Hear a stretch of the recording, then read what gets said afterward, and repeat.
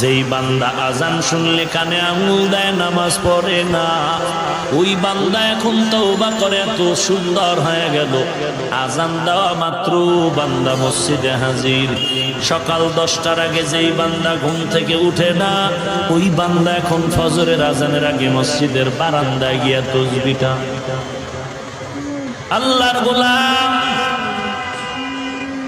পরিবর্তনের লাইনে সে এবার নিয়ত করেছে, যৌবনের চাহিদা পূরণে আমার বিবাহের দরকার, তবে আমি এমন একটা মেয়েকে বিবাহ করব কমপক্ষে যার মধ্যে আল্লাহর কোরআনের তেলাওয়াত আছে তাকেই করুন।